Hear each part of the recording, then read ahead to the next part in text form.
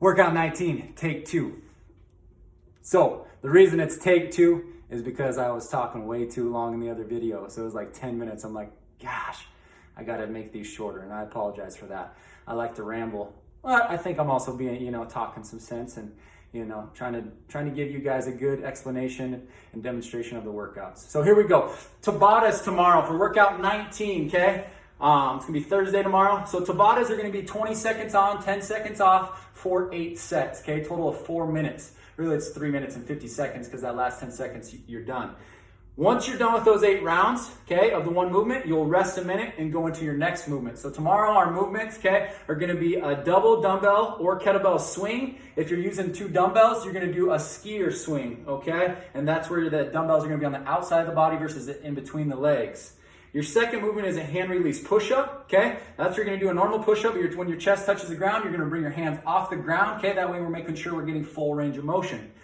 The third movement is a Russian twist, and it's gonna be body weight, okay? And you're gonna make sure your hands are in a lock, so that way both hands are touching the ground. It's easy to do when we get tired, is our hands separate and kind of just one hand touches. This will make sure that both hands are touching the ground when we interlock our hands. The fourth movement is a double dumbbell or kettlebell deadlift, okay? And then the fifth movement is a double dumbbell or kettlebell push press, all right? So I'll show you kind of some different options with that. Say if you don't have 2 weights the same, that's totally fine. I'll show you how you can do unbalanced, and then you'll just get 4 sets on each side, alternating the heavier side and the lighter side, okay? The weight tomorrow, option 1 is gonna be 25s in each hand for the ladies, 35s for the guys. And then option 2 is 35 for the ladies, 50s for the guys, okay? Be smart on these. Some of the movements where you'll be compromised, I'll kind of show you like the deadlift, just because you're having to go a longer range of motion than you would with like a barbell with bumper plates on, because the dumbbells are a little bit close to the ground. So be smart. Maybe you turn that into an RDL. Just make it sure it works for you, okay? You shouldn't be feeling this in the low back, all right? Hamstrings, shoulders, chest, because it's more hip dominant in upper body press.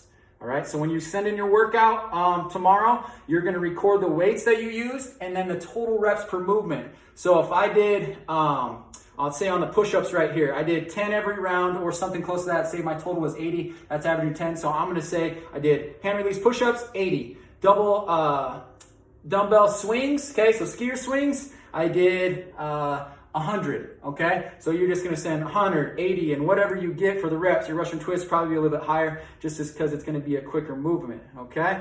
So I did these body weight also to give your grip a little bit of break and let you recover in between the 2 movements, alrighty? So we have our ballistic hip dominant movement, horizontal press, then we go to our core, then we go to our hip dominant movement, okay? Our deadlifts or RDL variation, however you wanna do it, and then we go to our vertical pressing with the push press.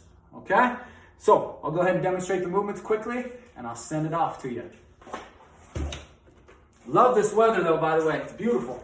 So, first movement we have is a dumbbell or a double dumbbell or kettlebell swing. Remember, if you're using dumbbells, okay, it's gonna be a skier swing. So the weight's gonna be on the outside of the body.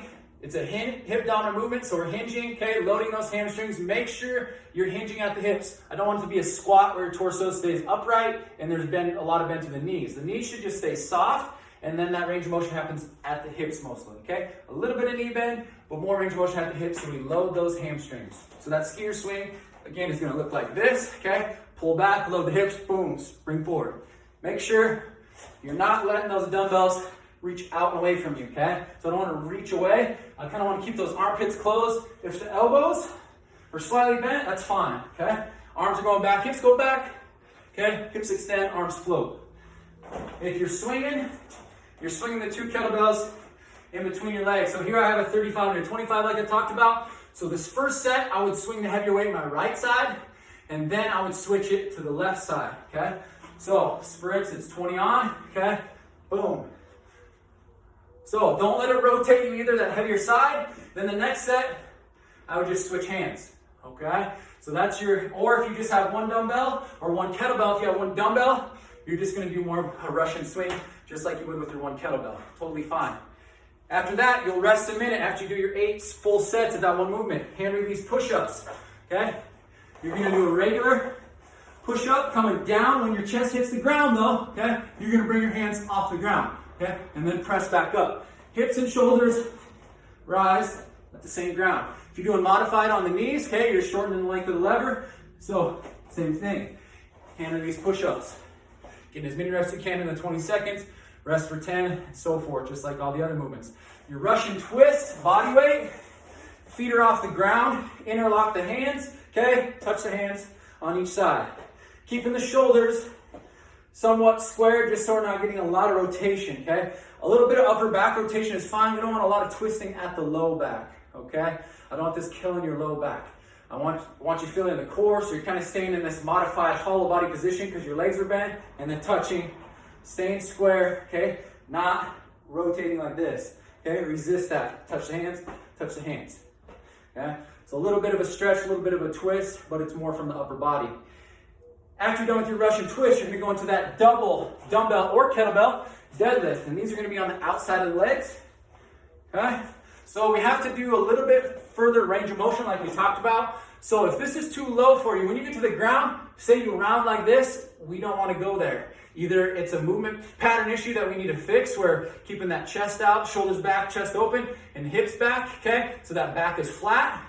Or we need to limit the range of motion that we go. So maybe it's more like an RDL, okay? Rather than going all the way down, touching the head of the dumbbells to the ground. Like I said, if you have two different weights, you can do that. What I recommend doing is rather than moving the weights, you just turn. So if I'm doing my two weights, I'm here, okay? Feel that tension in the hamstring, shoulders back and down, press through the legs, push the floor away, going for 20 seconds. During my 10 seconds rest, I'm gonna switch.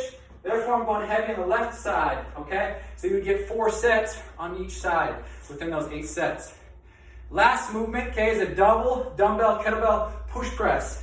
Okay, when we dip and drive, okay, we want the knees to drive out, foot is flat on the ground, so I'm not loading the ball of foot so the heel's not coming off. I want to stay heavy in those heels, torso stays vertical. I don't want to hinge, I want to drive the weight vertical, okay, not out in front of me, okay? And then I also don't want to end up like this. So I'm locking out at the top, boom, it's going to be a dip drive, knees are driving out, locking up, driving the dumbbells up and back, okay? Set them down for the 10 seconds. That 10 seconds go by quick, especially as you get tired. Boom, grab and go. If you just want to rest here in the front rack position, that's fine too. It's up to you. If you're using kettlebells, same thing, okay? Clean them up. Boom, drip drive, press.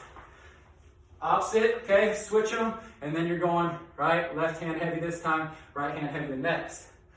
All right, so when you send in your workout, remember you're sending in your weight and your reps that you get per movement. So you should be sending in 5 total reps, whether that's 80 for 1 or 100 or 60 or whatever it may be. You should have 5 different rep schemes, and then maybe 5 different weights based on what you use for those movements. Try to use the same weight, challenge yourself, okay? Here's an option. It doesn't matter how many reps you get, you're doing the workout for yourself, so use whatever you have available. Maybe it's laundry detergent, maybe it's paint cans, maybe it's 5-gallon buckets, okay? Whatever that may be, okay, make it work. Good luck, have a great workout.